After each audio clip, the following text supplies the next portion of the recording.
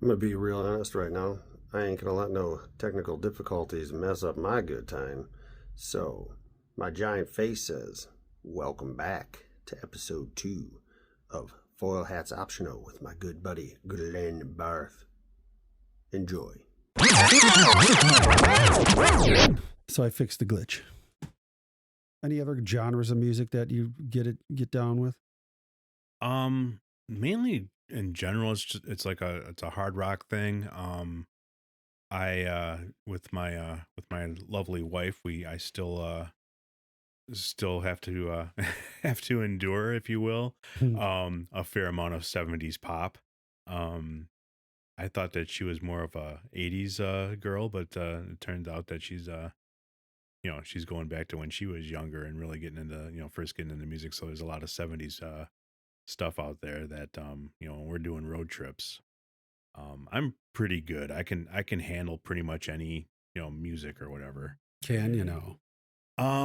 Yeah. Yeah, I think so. What about Aerosmith? Well, that's almost a time for a whole other podcast, but no, Bryan Adams? we'll okay, all right.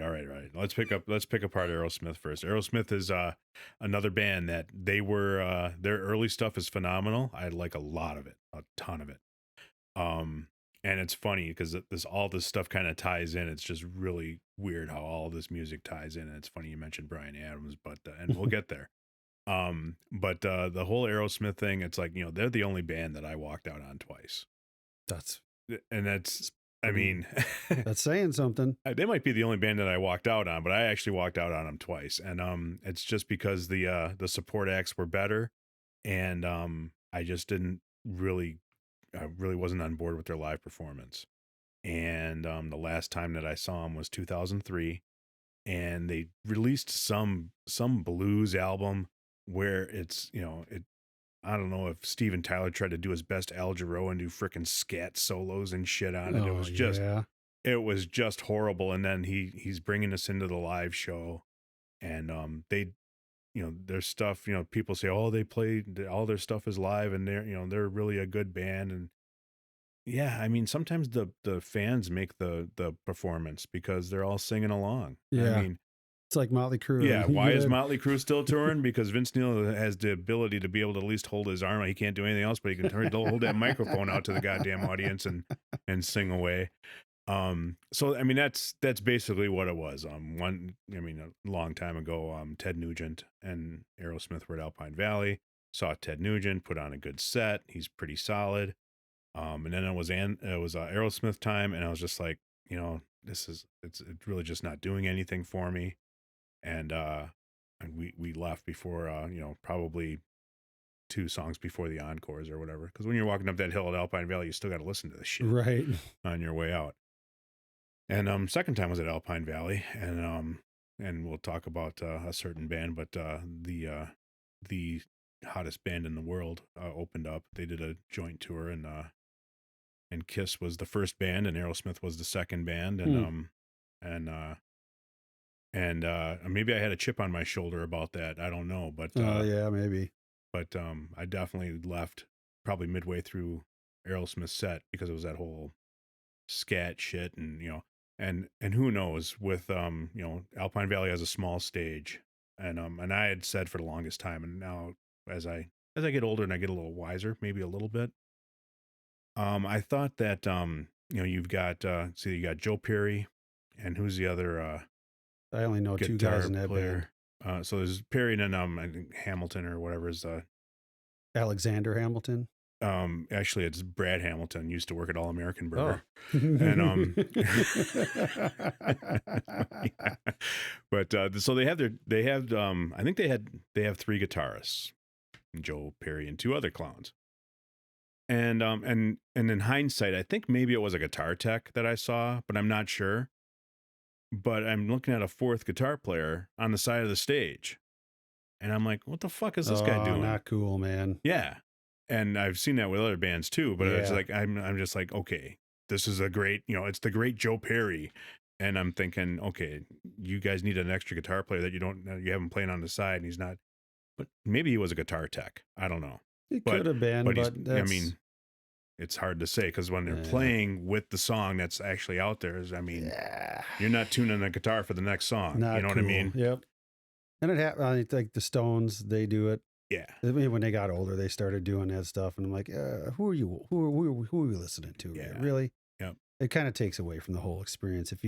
If you have to question, like with Motley Crue, like they got busted out, I don't know how many times already, because they're using backing tracks, and like there's just like when you have to think about like who you're actually seeing or who you're listening to when you go to a show, it kind of just takes away the whole thing from it. Sure. You know what I mean? It sucks. Sure. It's like that's not what you're paying for. Right.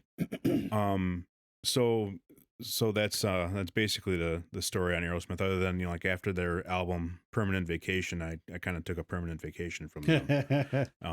And Wittiest guy ever. Yeah. the just the songs that, I mean, and they're okay, because I mean that was the thing. It's like people were having a good time at that show because they're singing along. They're singing along to, you know, Love in an Elevator, and, you know. Yeah, I never cared for that stuff. Yeah. That's and not my jam. Yep. And some of it is okay, but yeah, and then it gets overplayed. Right. So, of course. So then I get over that stuff too. And so that's my thing with Aerosmith. And are they the worst one, like the bands that you don't like? Like, because I know Night Ranger is one of those, right? 38 Special, they're in there too, right? 38 Specials in there. I know you've got a small collection of bands, and you're like, nope. Yeah, I saw 38 Everything Special. that Joe Crenshaw likes. Yeah. Well, yeah, and because he likes to give me shit about it. Of course no. Fucking Joe. Yeah. But yeah, it's 38 Special. I saw I was supposed to see him twice. I saw him once. Saw him in Texas. They used to have the Texas World Music Festival, also known as the Texas Jam.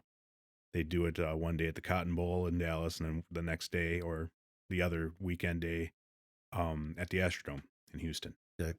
And they do a good 5-6 band package. Then the year that I went, it was some lineups were really good, and some are like, what the hell? What is this? So the year that I went is what is this?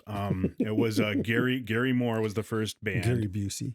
And then Joe Crenshaw's best friend, Bryan Adams, was the second act. Billy Squire there too, just to top it off. No, because what better than Gary Moore and Bryan Adams than to have third on the bill? Ozzy Osbourne. Really? Yeah, Bark at the Moon Tour. What the hell? That's odd. Yeah, it's odd. And so the next up on the bill is 38 Special. We'll skip over that because we want to get to the headliner, Rush. Oh, nice. Grace Under Pressure. Nice. So those are the 5 bands at this thing, and which is really kind of a weird I'd group. say, yeah. So we're 3 bands into this thing. It's Dallas. It's the Cotton Bowl. It's the summer. It's hotter than hell. It's June, but it's hot. And so we take a walk around the Cotton Bowl, my first and only time there. And 38 Special is on, and they're just a band that you know, they tried to work so hard to get the crowd going. And Bryan Adams that same day did the same thing, and it was just like both of them, you know, maybe because they didn't belong there. Yeah.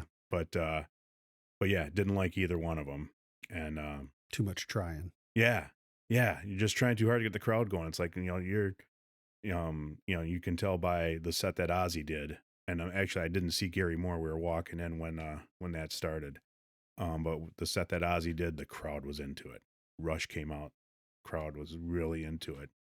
And it was a good set, fantastic. But the other two was just like, you know, nobody was in the mood for that. Mm-hmm. And I don't blame him. Yeah. And you know, and Bryan Adams has some good hits, and 38 Special had some good hits too. But just like, you know, I don't know if I'm really a Southern rock band fan. I mean, I like some Molly Hatchet. Yeah, I can do a little Leonard Skinner, a little bit. I can dabble in a little bit of that stuff. Yep. I'm not a huge fan of the Southern rock stuff either. Yep. Although I'll say this, I do COC. I love that band, and they're not Southern rock. They're more metal, right, or hard rock, and they're kind of heavily Southern influenced. But they got a good sound. They just got a good thing. I like COC's got a good thing. Yeah, they do. Big fan of those so guys. actually unfortunately we had my friend had a death in the family, and the year before, I went to the Texas Jam, and it was I try and remember this lineup because it was good. The opener was Uriah Heep, which I couldn't care less about or I whatever. got a buddy that's a big fan of them. Yeah. Let's see, and the headliner was pretty good because they got, and I wish I would have been at that show because they got booed off the stage. In the middle of the bill was Ted Nugent and Triumph and Sammy Hagar. Okay. 3 that I really like. Mm-hmm. Headliner, Styx, Mr. Roboto tour. Frickin' Kilroy was here, and Dennis DeYoung was, he was riding his high horse at that time, and Jenny would have loved it. Oh, she's a big fan. And Styx is good. I saw them last summer. They were good. That whatever, one member is left or whatever it is, but they put on a good show, and I'd go see them again. But that whole Mr. Roboto thing, I mean, they got booed out of that stadium. Yeah. And I missed that particular show, but that was the lineup that day. And, you give me Ted Nugent, Sammy Hagar, and Triumph. That was pretty good back then, back in, 84 that was or something like that. Yeah, 3 for 5. Yeah, bad. again. If you're playing baseball, it ain't bad. Oh, if you're playing baseball, you're pretty damn good. Yeah, there's nobody hitting that well. So yeah, that was the whole Aerosmith Bryan Adams thing, and I can the best thing about Bryan Adams is that he co-wrote one of my favorite Kiss songs, War Machine. Oh, okay, he did, huh? Interesting. Yep. Yeah, we'll have to talk about that. They but before you do, go ahead. I was just gonna say there's some interesting collaborations out there, and we could dabble in. Yeah, we're gonna have to do this like 4 or 5 more times because there's like a lot of stuff we can talk about, and that's cool. Yeah.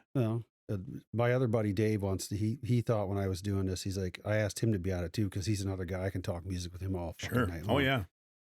He's like, yeah, I want to be your sidekick like the Pat McAfee show. I'm like, no, dude, that's not what I'm doing here. I'm not looking for a sidekick for you to stand over my shoulder and go, yeah, what he said. No, man, you got some interesting shit to talk about. That's why I want you on here. And he'll probably be you and him for sure, man. I'll have to have you guys on like as much as you want to come on here because we could talk and talk and talk about this stuff. Oh yeah. And get real deep, but I'm making mental notes for other episodes. I want to do my best at playing fortune teller right now. Okay. See if I can get this right. So I'm thinking using my mid-sized brain, average-sized brain. And I think I can guess that one of your favorite movies is none other than the 1984 classic Runaway. It's good. Huh? It's good. It's underrated. See, I knew I could get it. And why would I say that? Cynthia Rhodes, man. She's Cynthia awesome. Rhodes, not Luther. Luther's a pretty bad dude. Yeah, he had bullets that they would go around corners and stuff. Yeah. It was a good movie. Yeah. But I thought of it though. I'm like, well, I bet you, and I knew I'd fucking get it too. I knew that it was going to be a movie that like, he'll know this for sure. Because Gene Simmons is in it. Of course he's going to know that movie. Yep. Hell yeah. And it was a weird one for Tom Selleck too, because it's like, he wasn't really doing stuff like that, but he was. And it was, when I grew up, we liked that movie too. Fuck yeah. Saw it at the Park Theater. Did you? Oh yeah. I seen some stuff there before they tore it down. Yeah. Before it became Racine Screen or not, one of the screen printing places, Speed Textile. They used to be on State Street, and then they moved into there for a little bit. It was a kung fu or karate studio for a while too. Yeah. Yep. I when I was a kid, I thought Kiss, because they had the get-ups and like Gene Simmons, he was the big evil guy. I thought they were the coolest thing because they had their own movie. I remember seeing that, and I thought they were cool when I was a kid. But then when I got older, I'm like, it just wasn't. I'm not a fan. I'm not really a fan of their music, but I know you are a huge fan. Which is why I'm just going to slide right into that thing, because we need to talk about some Kiss before I run out of disk space again. And I have to delete all my work. I'll just get another. I'll go buy another. Hey, Best Buy, bring me another computer real quick. That's right. I know you're a huge Kiss fan, and there's a lot of things. I might have to break this up into a couple episodes because there's probably a shitload to talk about. But tell me first, How is it that you became a big Kiss fan? What, how did that become about? I was introduced to Kiss by a friend of mine back in I was 12 years old again, impressionable youth. Sure. Introduced me to the Destroyer album. Okay. And he dropped the needle, and then Detroit Rock City plays, and it's like and then of course you have the image of the band on that album, and you're like, wow, these guys are pretty wild. This is pretty cool. And Detroit Rock City plays, and it goes right into King of the Nighttime World. It's a good 1-2 punch for when you look back at rock albums or whatever. But kind of it was just something that was new to me, and it was just a little bit different, but it still had like all the stuff that I liked. I mean, again, I'm the youngest of 5, so I have siblings that just brought so much music into the house, and still that stuff that I like. And my dad was a huge country fan, so like the visual stuff. Like my dad doesn't like the t-shirt and jean country guys. He liked the Porter Wagners of the world that had all the rhinestones and shit like that. That kind.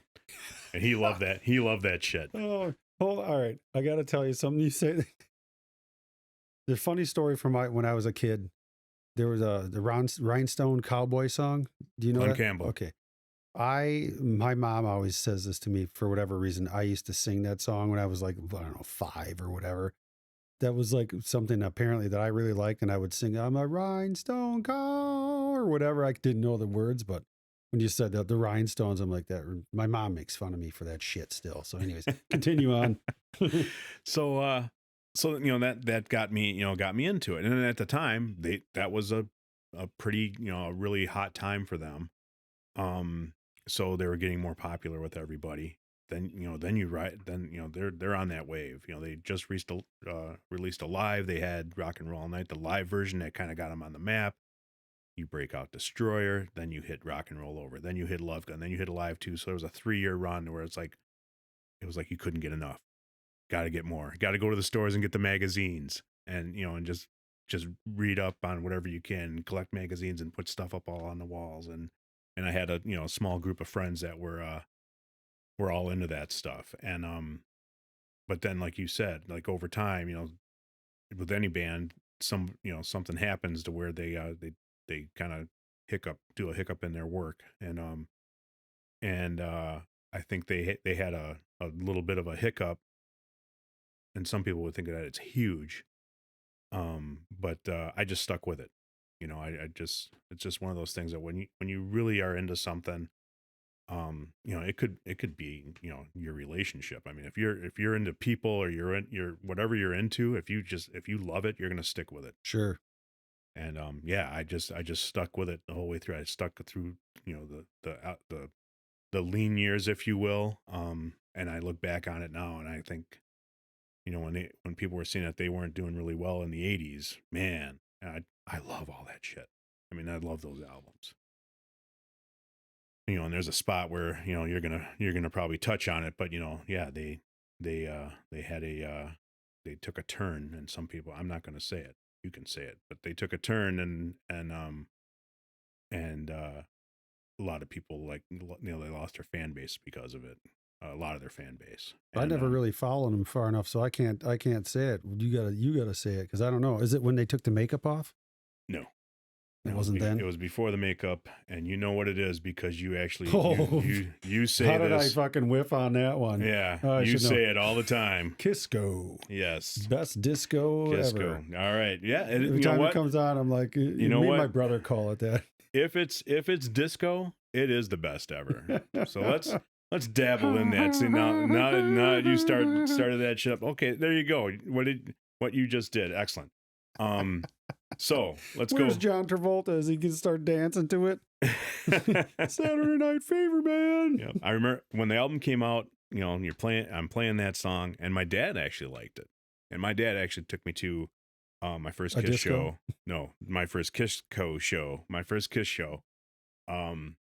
September 24th, 1979, Milwaukee Arena. It was the Dynasty Tour. Dude, I was 5 when you went to that show. Yeah. My dad took me. Judas Priest opened. They've been around for a long time. That was kind of my introduction into Judas Priest. I knew a little bit about them, but then that was another thing. It's like I saw them and then like had to have all that stuff and got into them, and that's one of the things I wanted to get like into more heavy stuff. So let's talk about the song that you were just humming along to. Yeah. I was born for loving you, baby. I was made for loving you. Or born made. So I'm gonna give you a little bit of a history lesson. Oh, great. Yeah, this is pretty wild. Did I run out of disk space again? You can only hope, because this is good. All right, so really quick, they are not necessarily innovators by any means. Sure. Yes and no. Yep, The makeup exactly. thing. The makeup thing for sure. Yeah.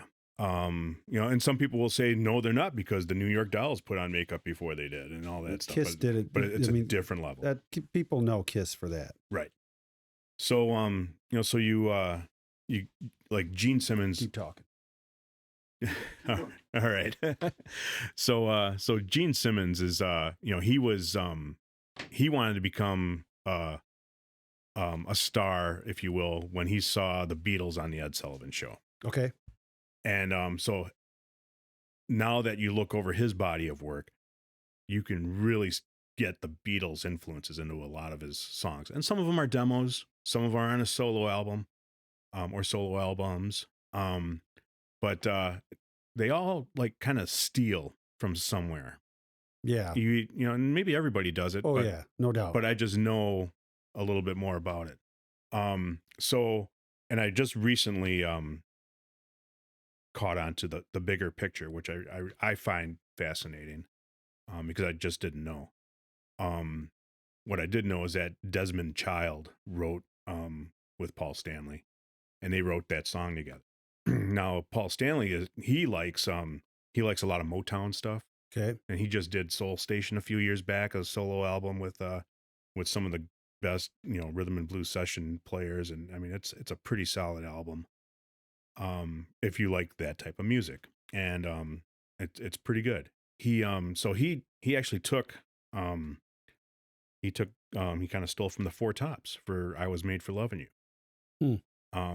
Because it's "I was made for loving you, baby." Oh, sure. Standing in the shadows of love. Yeah, Steelers. Yep. So he took that.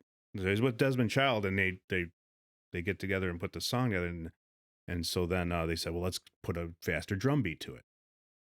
So he did that, and then they said, let's do the heavier guitars, okay. And then they built the song in that way. There's no heavy guitars in that song. Heavier than fucking "Shake Your Booty" or any Bee Gees fucking song that's out there. So all right, fine. Yes, take it easy. They took it to a different level. They took it well. They right. Good way to put it. A different level. And maybe it's not a level that not was a like new level like Pantera, but a different level. Yes, exactly. Maybe not to the extent that Americans liked it so much, but it's their biggest international hit. Right up there with David Hasselhoff over in Germany. Right, exactly. Yes. Yes. But I mean, it's more, known worldwide. So, and then down the road, Desmond Child is doing a lot of writing with Paul Stanley. Now, the album that they did after that is The Elder, which is just a critically bashed album. But when they did the press for all that, and they went all over the world. Credits, by the way. Right. They went all over the world, and they promoted that album, and Gene Simmons said that they had 2 guards out at the door to keep Desmond Child out of the studio. Really? Because he did not like that song. And I actually heard in an interview recently that Desmond Child said when he was there at the Garden at their last show. And when they still do "I Was Made for Loving You" live. And it sounds great live, believe it or not. It's just heavier. So most of their work is all heavier live, and that's another reason why I like them as much as I do, because I've seen them 37 times. That's what's like. No, I don't have to ask now. I was going to ask you how many times you've seen them. Yeah, it would be 37. That's a lot. But so when "I Was Made for Loving You" is played, Paul Stanley gets on a little truss, and he flies out to the back of the arena onto a little B stage back there, and he sings back there. And Desmond Child actually said when he saw that at the show, he's like, wow, Gene hates that song so much that Paul has to go to a different stage to sing it. That's pretty funny. But over time, Gene and Desmond, they never collaborated on a song, because it was always Desmond and Paul that did it. But Gene has still got a heart of gold. He helps people out where he can. So he's made great connections with Desmond. But speaking of connections, Bon Jovi is touring with Kiss. They're touring in Europe. And Paul Stanley says to Desmond Child, hey, these guys, they need a hit. So says Bon Jovi needs a hit? Yeah. Okay. Because this is young. This is like their first 2 albums or whatever. And they need a hit. And so he got together with Richie Sambora and John, and they started writing some songs together. And the first thing they did was like Desmond Child is a guy that first of all, he says that he learned to write anthems the Kiss way, the Paul Stanley way. Mm-hmm. So he kind of gives him a lot of credit for what he's been doing. So Desmond Child sits down with Richie and John Bon Jovi, and he starts with a title. So the first thing he took out a piece of paper, and the title was "You Give Love a Bad Name." Okay. John Bon Jovi just lit up, big smile on his face, and within minutes, they had it. They had that song. He ended up writing all that stuff that kind of like really put him on the map. Yep. The stuff on New Jersey, Yeah, Bad Medicine, things rock, like yep. that. So he's part of that, and yes, Paul Stanley says you're welcome because he was responsible for that. Interesting. And Desmond Child is in the Songwriters Hall of Fame. He has written, I think he has, is it 70? I can't remember if it's like maybe 70 hits, 40 number ones or something like that. I mean, he's like the Bee Gees, man. He's written for just a ton of people. I mean, and that family tree just keeps on growing, and it starts with what he did with Paul Stanley, and he but you can just take what he does, and he learned also to write with the tension of opposites. Okay. You give love a bad name. Mm-hmm. Dude looks like a lady. He wrote that with Aerosmith. Okay. I hate myself for loving you. He wrote that with Joan Jett. He wrote all of he didn't write all of it, but he wrote on just about every song on Alice Cooper's Trash album, Poison.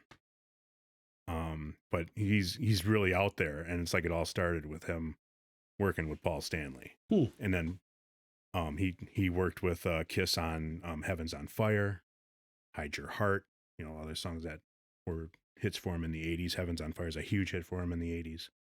I remember that song. But it's just how funny how all this ties in. And then you talk about Bryan Adams, who collaborated with Gene and did War Machine, and a guy like Bryan Adams doing a heavier song like that, you just don't think that that's going to happen. You wouldn't think so, no, right? But because of my getting into just about any type of music, it's kind of cool how it's interesting to me how all that just ties in.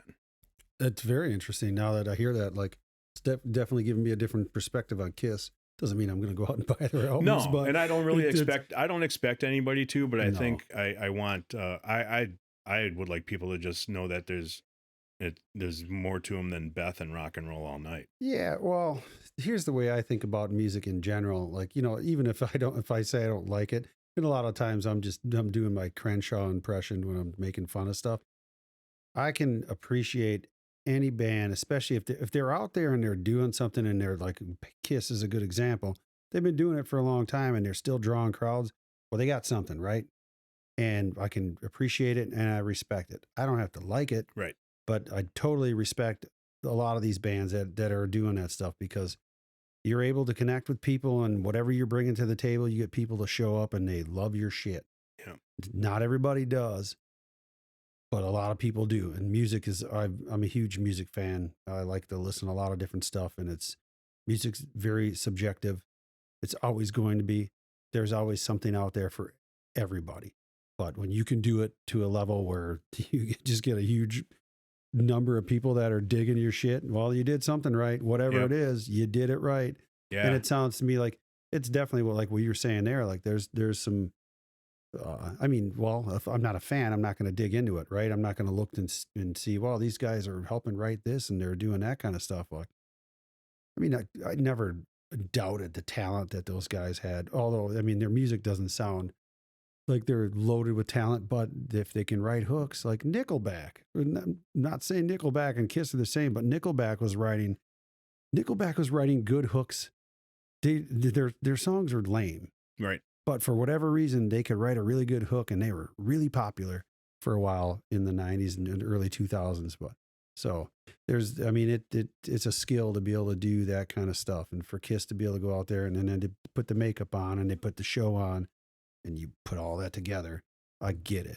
Yeah. I totally get it. Like why people would, would dig that stuff.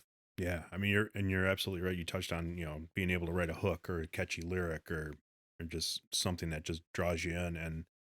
And I'm not going to say he's the greatest of all time, but Paul Stanley does it almost every time. Yeah.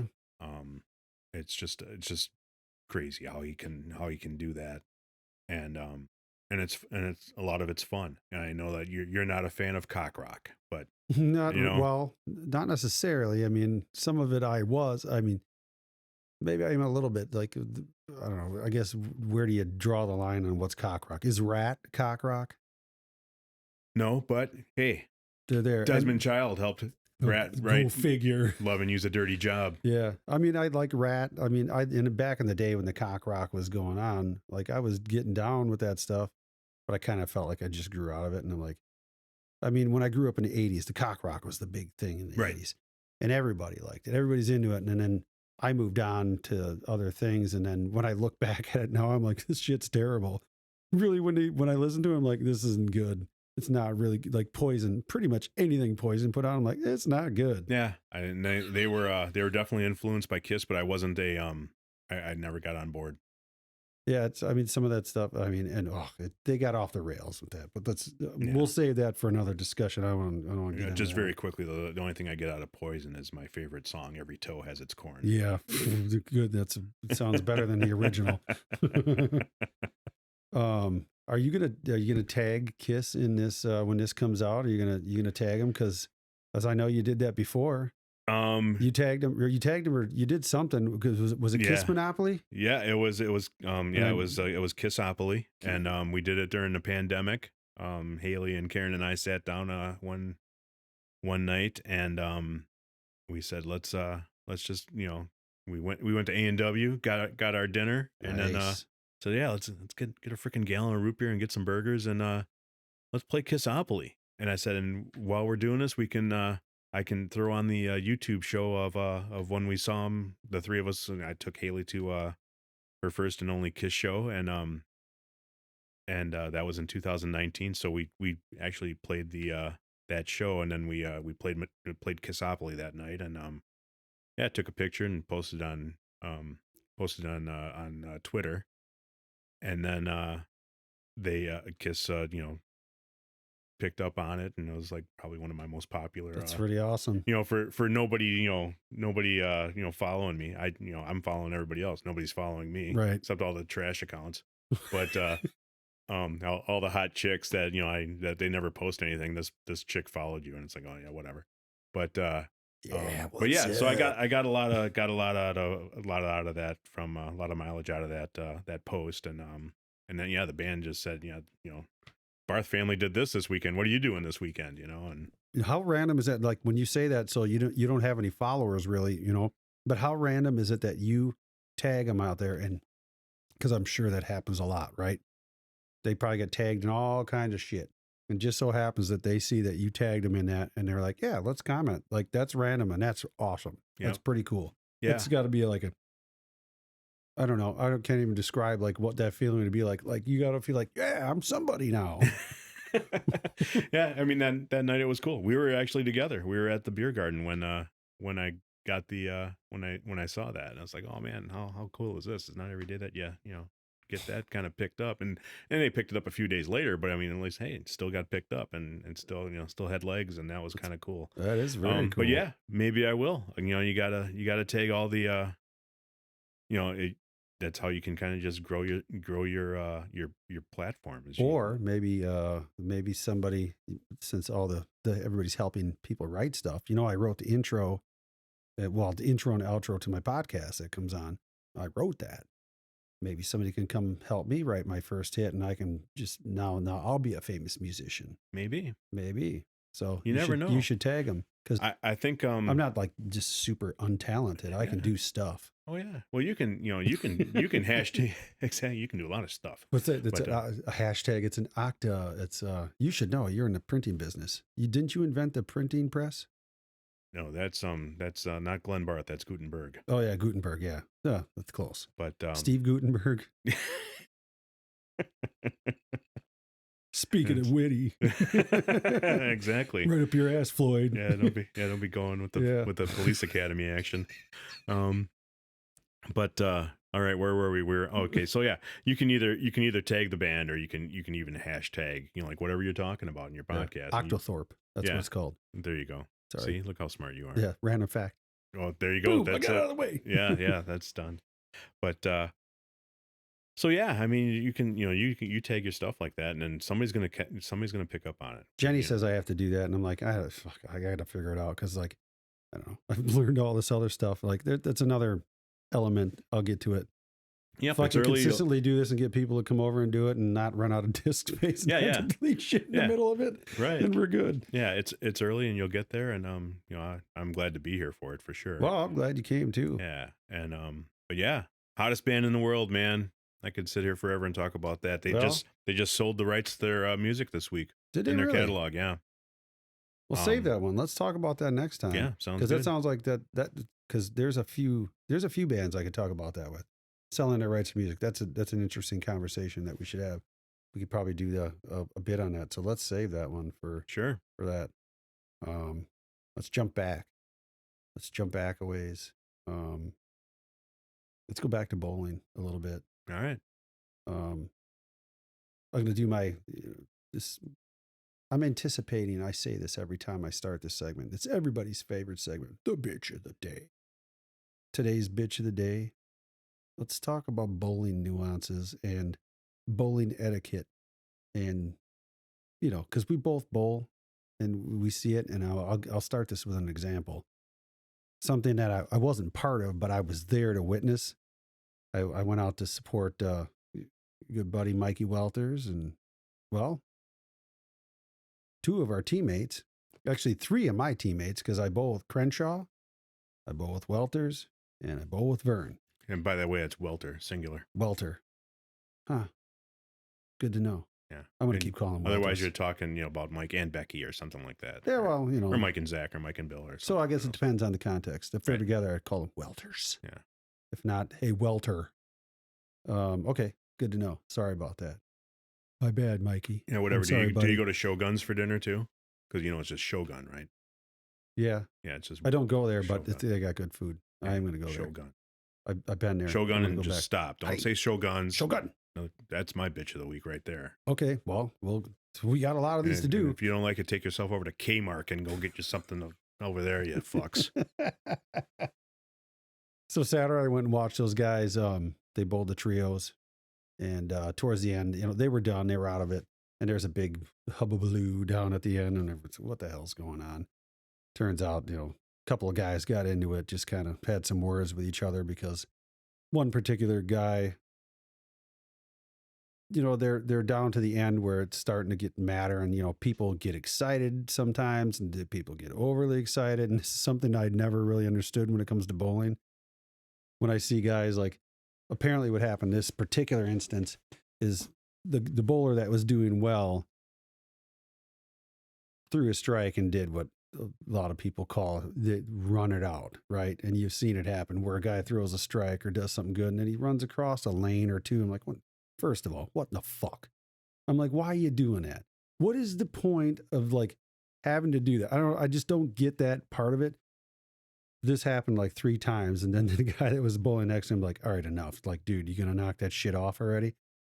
And of course, then the guy that was doing it's like, he's got to get in his face. And there's a big old thing. And then his mom was yelling at him and all that. And I just thought to myself, what the dude, really? Yeah. But I mean, you see that kind of stuff. I'm like, what is that? You don't do that. I don't do that. I don't actually think there's only one guy I bowl with that kind of does that. And that's Crenshaw. I've seen him do it. I know he does it he does it because, he's got his reasons. He's just trying to instigate something, Yeah. Sometimes it's like there's a time and a place. I don't know if I'd ever see him do that in competition. No, he would never do that. And, Definitely not. But on a league night, when you just, you're kind of just toying with each other. Yep. Yeah, I can see that. But that's all part of, it's just like football. Act like you've been there before. Right. You score a touchdown and you got to go and, get 7 of your teammates and have a celebration or whatever. The old Walter Payton method. Just hand the ball to the ref, walk away. Yeah. Put your ball in the rack, walk away. Again, yeah, not to toot my own horn, but what happened when I shot the 300 game? You had 5 shots after that, and you bowled like shit. No, but right at the last ball, right at the last ball, you motherfucker. I threw the shot, and I was confident that it was a strike, and I remember pointing and it's like, yep, that's the shot, and then I walked away. That's all. I mean, and everybody does it their own way. Right. There's fist pumps. There's running down the lanes. Yeah, that's them. That one crosses the line for me. Yeah, and I mean, in that particular moment when you have the place quiet and waiting for you and giving you your several lanes courtesy that is not necessary, but they gave it to you. Yeah, you can. I don't think that there's too much wrong with that. But when you're in competition like that and you have other people on the lanes next to you. I get that, there's the excitement of that competition, but you also want to, it's not like you're a pro bowler hyping up a crowd. Right. You don't have to big earn it. Yeah, exactly. Exactly. And, causing trouble. And that's something that, I've noticed over time. It's like, I have 300 games, there's dudes out there with hundreds or 100 or 80 or 70, I have whatever. lots of 100 games. Yeah, well, I had one right after the 300, so barely. But and those guys have all, they've been there before. They're not running all that stuff out. I know that every once in a while I may go to the other lane because I kind of like, it's almost like I'm looking at the angle of the ball coming in. So that's acceptable. No, do that, but that's not running it out. No, it's not. That's acceptable. And it's not just this, this total celebration after a strike. That's what I'm getting at. Like when you're fucking just like you're getting out of your shoes for something. Like how many of those things you've thrown in your life? Right. Really? Like you really got to go get all crazy about that? Yeah. Yeah. And again, that particular day was a tournament for those guys, and yeah, there's some money on the line, but it's not like you're going to win the lottery. No, so, it's not life-changing money, right? Yeah, exactly. So you're still going to work on Monday. Yeah. Yeah. So you can make more money to bowl in more bowling tournaments to make another $100, right? So you're just going to drink it all away afterwards anyways. Yeah. Now, if I'm bowling against somebody I really don't care for, I won't say hate. I would have said hate, years ago, but or somebody that I really want to beat really bad. Yeah. I still don't think I would do that. No, I would just want to beat him. Yeah. I would just be good with that. I would just go home and feel, I would be satisfied. Just like, yep, I beat that. You can just feel, you can just, kick somebody's ass and feel good. Take that shit. Yeah. Stick it up your butthole. That's right. Your big brown butthole. Even if it's showing or not. Yeah. So, yeah. There's a bunch of these. There's another one this one I kind of struggle with this one a little bit, but like, I'm not saying that people shouldn't have their thing like when they go to throw the ball, but like sometimes it seems to be excessive to me. Like, it. And I know you can see it on my face because you get side by side with some guy and you're like, holy fucking 5 minutes ago, man, dude, you gonna throw that ball or what are you doing? Yeah. Yeah. You're What are you throwing, looking at? yeah, you're throwing it a 2-pin, you know, it's like, Yeah. what's up? You know, Like, come on. Come on. yeah, there's some people out there that take a lot of time on the approach, and yeah, it's annoying to an extent, because I think you need to take, you should take some time and get yourself set. But yeah, some people Yeah, are just pull your pants up so you're not full moon ass gravy. yeah, exactly. But yeah, you know, and you get yourself set and you kind of make sure everything is ready to go. But man, you got to take forever on something like that, and then you come back and do it on your spare. I mean, I that's what I don't get. Yeah. And I'm, and I've looked, and we see it to this day. It's like, dude, you're taking that long, and you're shooting at a spare. But probably the most gratifying thing out of that is they take all that time and they miss, or they just stink overall. So Yeah. it's a shake your head moment, but it still is like, yeah, just imagine if you were good, how much time you'd take. So I'm glad you stink. Yeah. If you were good, we would never leave. Oh man. And we've had it, and it's everywhere. Every league Oh, has it is. There's always something. I'm still not I don't bowl as much as I should. And I think if I did more, maybe I'd understand it a little bit more. That's the thing too. is, It's almost kind of like golf. You got to do it a little bit more. Two lane courtesy. Yeah, that one I don't get. I mean, yes and no. I mean, whatever. It depends. Depends. Like, all right. So a good example is like with Chris Webb. He's got kind of a goofy. So this is like the bowling nuances thing. He's got a goofy approach to throwing the bowling ball. If I get up there and he's there and he's a couple of lanes away from me, I catch him out of the corner of my eye. I can't go because I know that got in my head. Yeah. Right. Because he's just got a little bit different of approach. And I'm like, that's all I'm thinking about. I'm like, I think it'd be good for me. But then other guys get up there. If they're next to me, I'm like, I ain't even thinking about it. Right. Even if I see him, I'm like, I'm just going to go. Yeah. Because it don't bother me. Because it's a weird thing that stuff gets in your head. Yep. Yeah. If I bowled in leagues that was a league rule, and that really yeah, it's just something that you're thinking about. You don't need to think about. Chris Webb, Hall of Famer. He has his approach as he does. It's because he had a back injury. Is that why? Yeah, and that's kind of, you can really see him like kind of stretching his back a lot, and he's got a little hitch in his giddy up, and yeah, I mean a lot of that's got to be timing. I'm assuming. Yep, and so I mean, and that guy, he practices, and he's a Hall of Famer for a reason. He's fucking phenomenal. He's out there every Sunday morning, bowling at the lanes all you can bowl, and he's consistent as all get out, and actually Mike Welter and I actually had the conversation about the comparison between him and Joe Crenshaw, how they throw a phenomenal shot and they bury it, and there's something that's not right for them, and they're shaking their head when they come back, and it's like, it just didn't feel right for them or something, or if it wasn't exactly where they wanted to throw it, and they turn around and strike, and they're walking away, and they're shaking their head, and you can only laugh at it because because they're perfectionists, right? And meanwhile, I'm like, hey, I threw it in this area. That's right. How come I didn't get a strike? Man, I want that 10 board margin for error, 5 on each side of my spot. That's what I want, and that's what I deserve. I'm a house bowler, damn it. Yeah, me too. But when Chris is up there, he's earned it. I'll give him his 2 lanes. If there's some guys that, like you said, you don't care or whatever. But if anybody else gets upset because they're not getting 2 lanes, number one, it's not a rule. I'm just doing that out of respect. If it ain't a rule, then fuck off.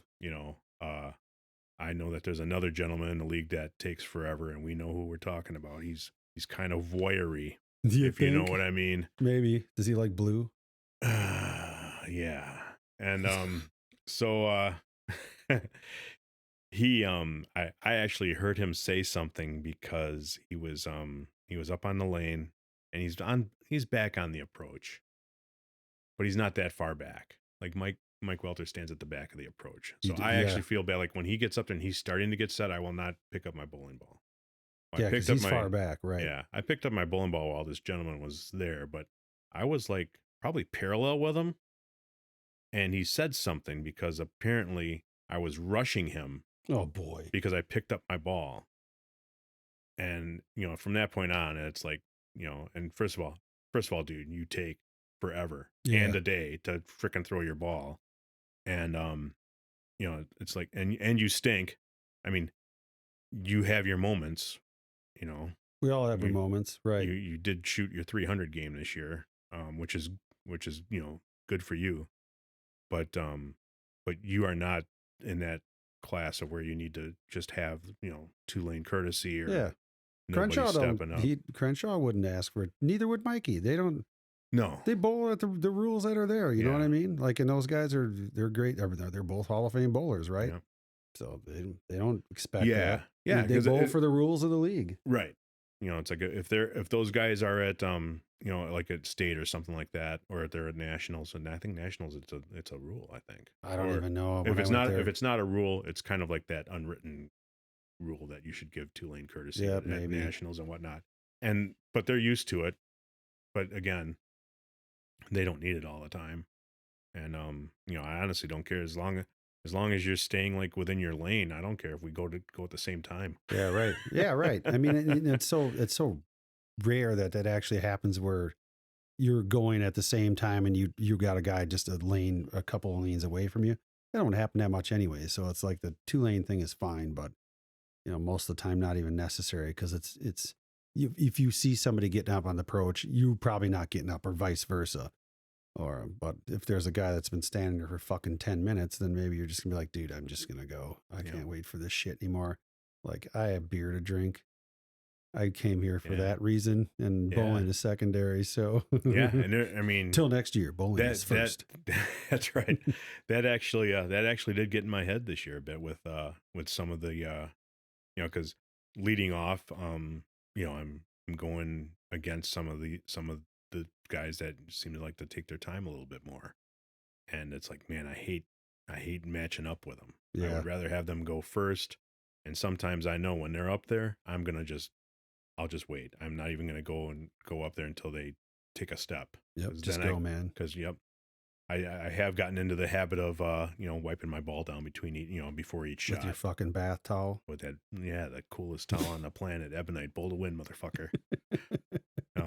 Hey, I'm old school, man. I got I don't got the damn the washcloth to wipe my bowl off, the microfiber little thing. Oh my God, get your eyeglass. That's why when you bowled like 75 pins over your average, now you get an eyeglass cleaner from the USBC. They want you to have that as your bowling towel. That's in my car. I'm bringing my damn bath towel in there now. Okay. Because hey, I work up a lather anyway, so half of it I wipe my ball off with, and the other half I wipe my face off with. Because bowling oil all over your. No, I use the other side, and the other half. So it's multi-purpose. I got it. Okay. Hey, I'm folding that fucker up all the time. Crenshaw's got a bath towel. I'm doing my laundry and shit with it. It's all good. Speaking of those bath towels, when we bowled at Castle, there was one guy in particular. This would be the last fucking complaint I got about bowling for tonight. Then we'll get out of here. But there was, I can't remember the guy's name, but he used to come up and he had a big towel like you guys. And he, for whatever reason, they would come up to the, the ball return, and he'd wipe his ball off and he'd throw it on everybody else's fucking balls.